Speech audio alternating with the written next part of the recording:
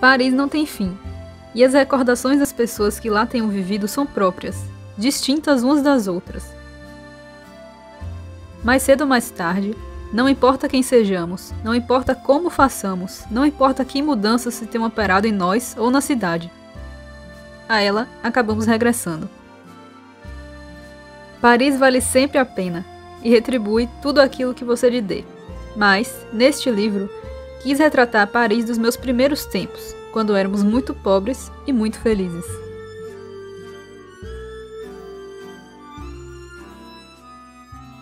Oi gente, eu sou a Isabela, esse é mais um vídeo do canal Leribela, e hoje a gente vai conversar um pouco sobre um livro que pode ser bastante inspirador.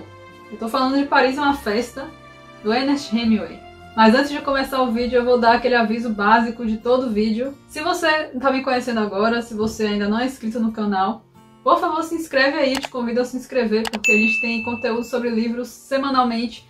Eu faço resenhas, faço tags, desafios, brincadeiras, então a gente está sempre conversando muito sobre o tema. Se você gosta, se inscreve para não perder nenhum vídeo. E vamos lá, vamos começar. Ernest Hemingway nasceu nos Estados Unidos em 1899 e faleceu em 1961. Quando acabou se suicidando. Ele é o autor de diversos livros muito famosos, como O Velho e o Mar e Por Quem os Sinos Dobram, e já ganhou diversos prêmios, como o Prêmio Pulitzer e o Prêmio Nobel. Paris é uma Festa, como já diz o nome, vai falar basicamente da cidade de Paris, e de como essa cidade assim é meio que quase efervescente, né? Uma referência aqui a essa champanhe na imagem. Aqui o Hemingway vai contar pra gente relatos da sua vida em Paris de 1921 a 1926. Na verdade ele escreveu já mais velho, já assim, no fim da sua vida, muitos anos depois de tudo isso que ele viveu, meio que como um livro de memória, relatos saudosistas, relatos nostálgicos de algo que ele viveu e de uma época muito boa da sua vida, apesar de sofrida. Tanto que, como eu li, né, no início, o trecho que vocês viram, ele fala que ele era muito pobre, mas ele era muito feliz. Ele e a sua mulher, aliás, que viviam juntos, né, lá em Paris. Pra vocês terem a ideia disso que ele tá falando, de pobres, mas muito felizes, na verdade eles meio que escolhiam o que é que eles iriam querer fazer, né? Como é que eles iriam gastar o dinheiro deles. Por exemplo, para conseguir pagar o aluguel, né? Porque em Paris, com certeza, isso não era algo barato. E também para conseguir consumir e tomar os melhores vinhos possíveis, eles resolviam só não comer. Então eles passavam muitas vezes fome, tudo isso para conseguir tomar bons vinhos e pagar o aluguel. Então ele disse que apesar disso, apesar desses momentos sofridos, ele foi muito feliz na cidade. É o famoso eu tô lascado, mas pelo menos eu tô lascado em Paris. Ele conta até que em alguns momentos, como Paris, a gente sabe que é uma cidade de muita comida, confeitaria, doces, padarias. É um lugar cuja comida é muito boa, né? É muito famosa. Então era muito sofrido andar pela cidade com fome, porque todo lugar que você passa tem gente comendo, tem uma cafeteria, tem pessoas sentadas, né, na rua, e enfim, comer é um momento muito importante, muito sagrado lá. E para poder fugir desse momento de ver essas pessoas, dessas padarias, dessas confeitarias, ele meio que criou ali um caminho. Ele se acostumou a fazer um caminho específico, de um jeito que ele fugisse desses lugares, e ele acabava chegando sempre nos seus destinos finais, que eram museus, por exemplo. E segundo ele, com a fome, acabava que instigava mais ainda a sua capacidade de interpretar e de apreciar as artes.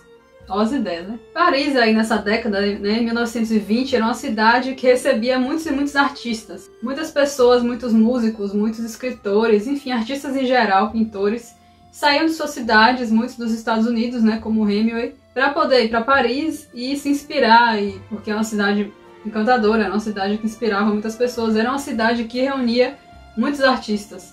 Então, assim, aqui a gente não vai acompanhar só o Hemingway vai conhecer muitos outros artistas, é uma das partes mais fantásticas desse livro, é a gente perceber todo esse universo, porque muitas pessoas que a gente lê, que a gente admira muito, muitos autores clássicos, são dessa época, então eles dividiram, né, aquele mesmo tempo e aquele mesmo local, muitos deles foram amigos. Então a gente vai ter aqui pessoas como Ezra Pound, James Joyce, que estava terminando de escrever Ulisses, Scott Fitzgerald, que eu acho sensacional, Picasso. Muita gente é citada nesse livro, e muitas pessoas têm uma passagem até bem importante, bem longa, porque era realmente próxima do Hemingway, como Fitzgerald, por exemplo. Muitas dessas pessoas, né, citadas já estavam mortas quando o Hemingway escreveu esse livro, já tinham morrido, então ele meio até que encontra aí essa brecha, se sente à vontade para falar o que for dessas pessoas. Ele dá até umas cutucadas, umas alfinetadas nessas pessoas nesse livro. É um livro que reúne diversas memórias da vida dele, é muito interessante de ler. Eu acho que principalmente para quem escreve, para quem é artista, é um livro muito inspirador, porque ele fala muito desse seu momento da escrita e de como ele sofria com isso e das suas dificuldades. Ele não vendia muito, ele vendia muito pouco, né? Ele não era muito bem sucedido ainda, como a maioria deles na época.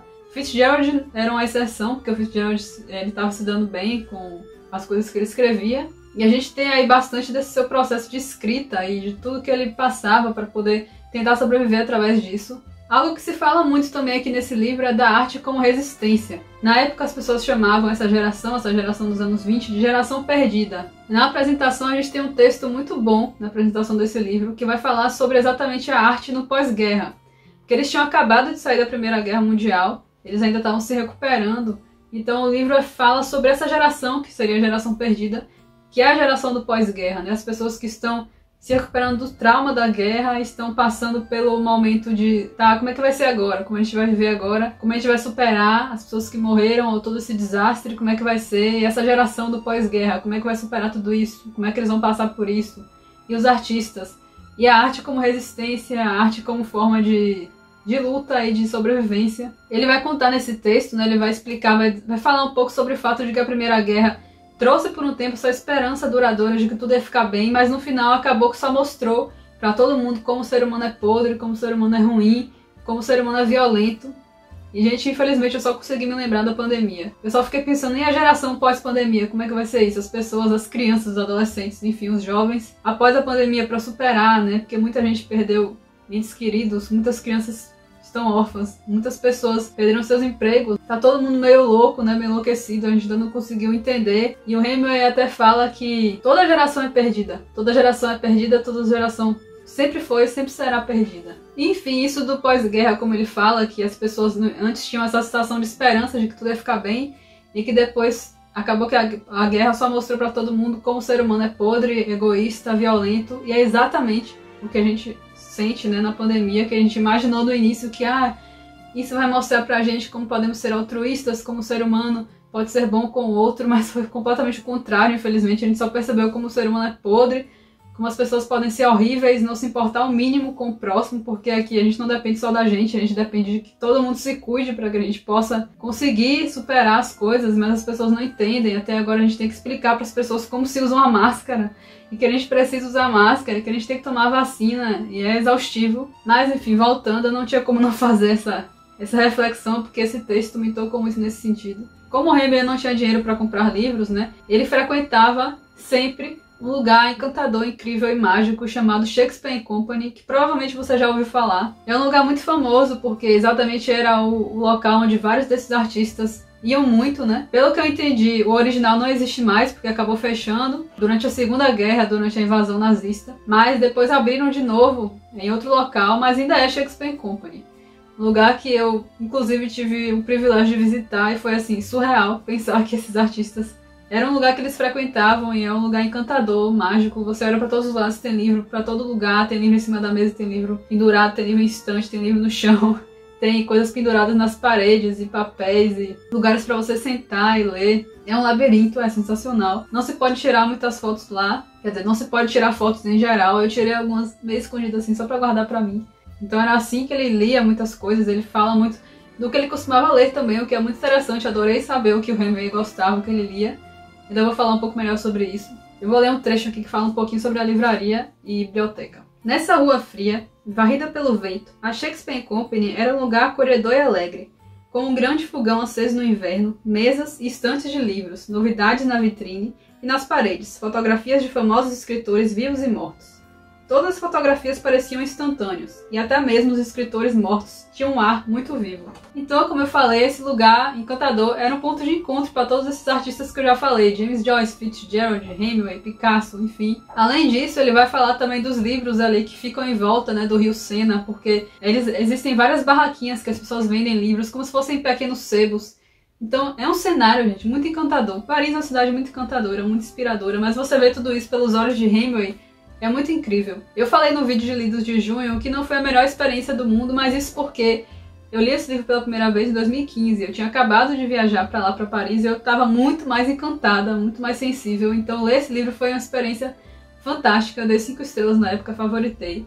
E quando eu reli, eu esperava sentir tudo isso de novo, mas não tem a ver com a história, porque o livro é incrível, eu recomendo imensamente, mas tente ir também sem expectativas. Deixe se surpreender, porque ele é bem diferente. Então por isso que eu acabei dando nota menor nessa releitura, porque quando eu li da primeira vez foi uau! E dessa segunda vez eu esperava sentir a mesma coisa. Outra coisa que eu quero muito falar sobre também, que é muito importante, é que a gente sabe que existe toda uma romantização da vida desses artistas, né? As pessoas romantizam muito os anos 20, a década de 20. A gente costuma romantizar muito o passado, né? É normal. Nesse livro aqui a gente consegue perceber como a vida dessas pessoas não era fácil.